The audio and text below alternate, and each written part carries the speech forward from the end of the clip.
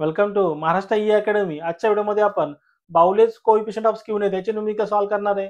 Last लेक्चरमध्ये आपण Karl, Pearson, coefficient of skewness याचे न्यूमेरिकल सॉल्व्ह केले होते. बघा दोन्ही टॉपिक मोस्ट इम्पॉर्टंट आहेत from the exam point of view. या दोन टॉपिक वरती 100% तिथे न्यूमेरिकल विचारला जातो 4 to 6 मार्क्ससाठी. आज आपण सॉल्व्ह करणार आहे बाउलेज कोएफिशियंट ऑफ स्क्यूनेस. एकदम सिंपल आहे. सिंपल तुम्हाला फॉर्म्युला यूज करायचा आहे, न्यूमेरिकलला सॉल्व्ह करायचं आहे. म्हणजे असेच तुम्हाला पुढच्या येणाऱ्या व्हिडिओचे अपडेट हवे असतील तर आपला जे टेलिग्राम चॅनल आहे त्या टेलिग्राम चॅनल जॉईन करा. त्याची लिंक तिथे डिस्क्रिप्शन मध्ये दिलेली आहे. तसेच तुम्हाला MSBTचा सिलेबस, लास्ट इयरचे क्वेश्चन पेपर सोल्युशन आणि सब्जेक्टचे कोर्सेस हवे असतील तर आपलं जे ऍप्लिकेशन आहे महाराष्ट्र ई अकॅडमी, ते ऍप्लिकेशन तुम्ही डाउनलोड करा. त्याची सुद्धा लिंक तिथे डिस्क्रिप्शन मध्ये दिलेली आहे. बघा आता न्यूमेरिकल सॉल्व्ह करू. Problem based on Bowley's coefficient of skewness. एकदम सिंपल आहे. Calculate the Bowley's coefficient of skewness from the following data. बघा इथे तुम्हाला डेटा दिलेला असेल. एक तर डेटा तुमचा ग्रुपमध्ये असेल किंवा अनग्रुप असेल. आता आपण सर्वात पहिले जे न्यूमेरिकल सॉल्व्ह करतोय ते डेटा ग्रुपमध्ये नाही, अनग्रुप डेटाचा न्यूमेरिकल सॉल्व्ह करतोय. त्याच्यासाठी तुम्हाला बघा क्वार्टाईलची कन्सेप्ट माहिती असली पाहिजे. सिंपल इथे क्वार्टाईलचा आपण फॉर्म्युला यूज करतो. आता ऑलरेडी तुम्ही क्वार्टाईल स्टडी केलेलं आहे. क्वार्टाईलच इथे आपल्याला यूज करायचं आहे. सेम क्वार्टाईलचेच फॉर्म्युले आपल्याला यूज करायचे. ऑलरेडी नवीन कुठले फॉर्म्युले आपल्याला स्टडी करायचे नाहीयेत. हार्डली फक्त एकच फॉर्म्युला चेंज आहे. बघा coefficient of skewness for the Bowley's हा वाला फॉर्म्युला तिथे यूज करायचा आहे. आन्सर तिथे फाइंड आउट करायचं आहे. एकदम सिंपल आहे. बघा पहिला वाला न्यूमेरिकल सॉल्व्ह करू. क्वेश्चन 1 चं सोल्युशन. क्वेश्चन 1 चं सोल्युशन. इथे तुम्हाला जो टेबल दिलेला आहे त्याला व्हर्टिकल राईट डाऊन करून घेऊ. जो टेबल आहे त्याला व्हर्टिकल राईट डाऊन करू. एकदम सिंपल आहे.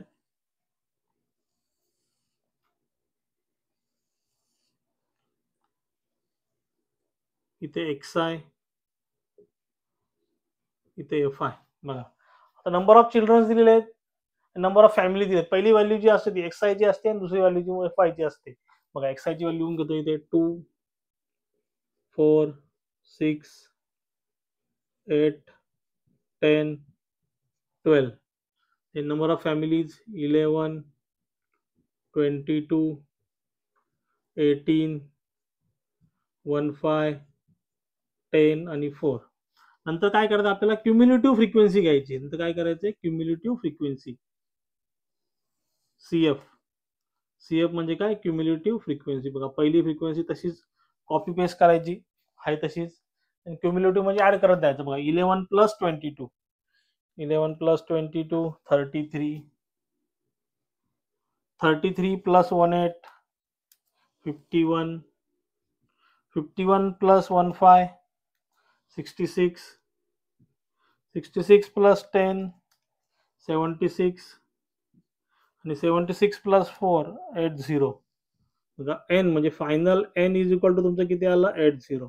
n ची व्हॅल्यू तुमची किती आली 80. बघा ऑलरेडी तुम्ही क्वार्टाईलचे न्यूमेरिकल सॉल्व्ह केलेले आहेत. मग क्वार्टाईल म्हणजे काय, आपल्याला जो डेटा दिला तो 4 पार्ट मध्ये डिवाइड करायचा आहे. तर 25%, 50% आणि 75%. आणि शेवटचं तुमचं ऑलरेडी 100% मध्ये डिवाइड होत आहे. Divide data into 4 equal parts. त्याला आपण काय बोलतो क्वार्टाईल. एकदम सिंपल आहे quartile.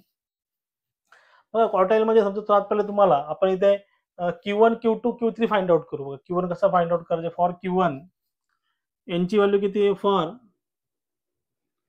n is equal to 80, n is equal to 80. बघा Q1. आता इथे काय करायचं आपल्याला Q1, Q2 आणि Q3. बघा सिंपल आहे. फॉर्म्युला काय Q1 चा n+1/4, n+1/4. Place of observation किंवा टर्म लिहा. प्लेस ऑफ ऑब्झर्वेशन किंवा टर्म. आता मी थोडं शॉर्टकट करतो, थोडंसं टर्म लिहितो. n टर्म किंवा प्लेस ऑफ ऑब्झर्वेशन. बघा n+1/4 तर टर्म किंवा प्लेस ऑफ ऑब्झर्वेशन. बघा Q1 साठी n ची व्हॅल्यू किती 80, 80 + 1/4 टर्म. तर Q1 तुमचं इथे येत आहे Q1 is equal to 81/4, 81/4 20.25, 20.25 term. आता बघा आता आपल्याला Q1 चं व्हॅल्यू पाहिजे किती आली पाहिजे. Q1 ची व्हॅल्यू कशी काय थोडी लक्षात घ्या. आणि हे इम्पॉर्टंट आहे. ऑलरेडी तुम्ही सॉल्व्ह केलेलं आहे. एकदा बघून घ्या कसं करायचं आहे. Q1 इज इक्वल टू आता किती आले आपलं व्हॅल्यू 20.25 टर्म. बघा आता ही जी व्हॅल्यू कुठे येईल 11 नंतर येईल आणि 33 च्या मध्ये येईल. बघा म्हणजे 12 पासून 33च्या मध्ये ही व्हॅल्यू तुमची आहे. म्हणजे कुठे आला तुम्हाला इथे हा वाला तुमचा झाला क्वार्टाईल. हा या पहिला मी मार्क करतो बघा इथे 12 टू 33 म्हणजे कुठे येईल ते 20.25 व्हॅल्यू 12 पासून 33च्या मध्ये येईल. आता याची जी XI ची व्हॅल्यू तुमची काय झाला first quartile. Q1 is equal to किती झाला 4. Q1 किती झाला 4. एकदम सिंपल आहे. देन नेक्स्ट Q2 चं कॅल्क्युलेशन करू. नेक्स्ट Q2 चं कॅल्क्युलेशन करू. Q2 is equal to n plus 1 by 2 term.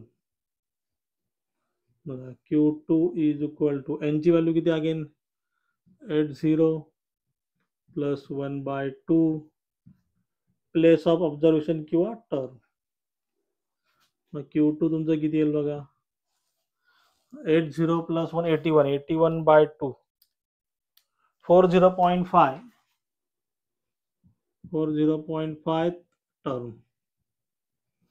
मग Q2 इज इक्वल टू बघा आता 40.5 कुठे येईल एकदम सिंपल आहे. 40.5 कुठे येईल बघा 34 टू 51 हे व्हॅल्यू कुठे येतील तुमच्या 40.5 बघा 34 पासून 51 ची जी व्हॅल्यू आहे त्याच्यामध्ये तुमची काय येईल 40.5 म्हणजे ह्याला मार्क करतो बघा.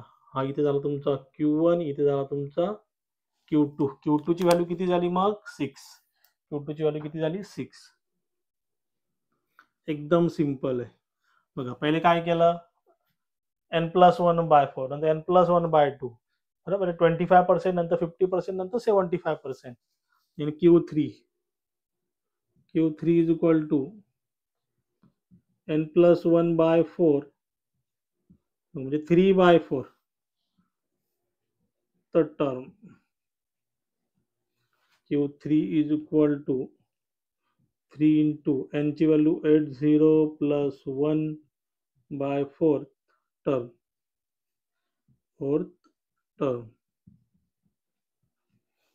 Q3 चा आन्सर किती येत आहे एकदम सिंपल आहे 80 plus 1 into 3 divide by 4 60.75 term.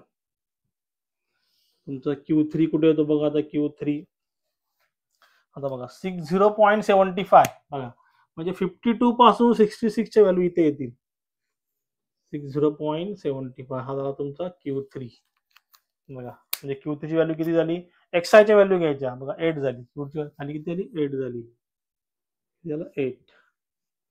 Then final answer Bowley's coefficient of skewness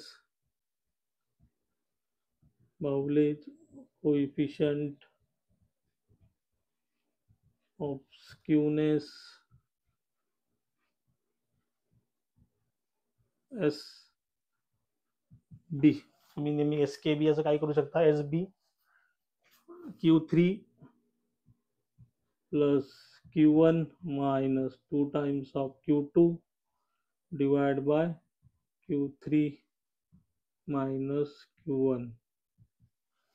Q3 किती येते 8 Q1 4 minus 2 times of Q2 6 divided by Q3 8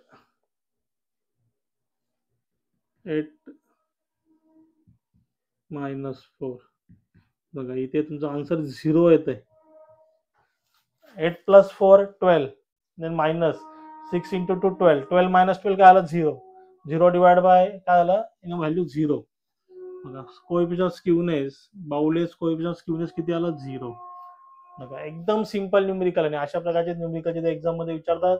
लक्षात घ्या हा अनग्रुप डेटाचा न्यूमेरिकल ग्रुप नाहीये. पुढचा न्यूमेरिकल आपण ग्रुप वरती सॉल्व्ह करू. तुम्ही जरूर मला कमेंट मध्ये सांगा जर तुम्हाला ग्रुप डिस्ट्रीब्युशन मध्ये न्यूमेरिकल हवा असेल जरूर तिथे कमेंट मध्ये सांगा आणि याचा आन्सर तुम्ही तिथे नोट डाऊन करून घ्या.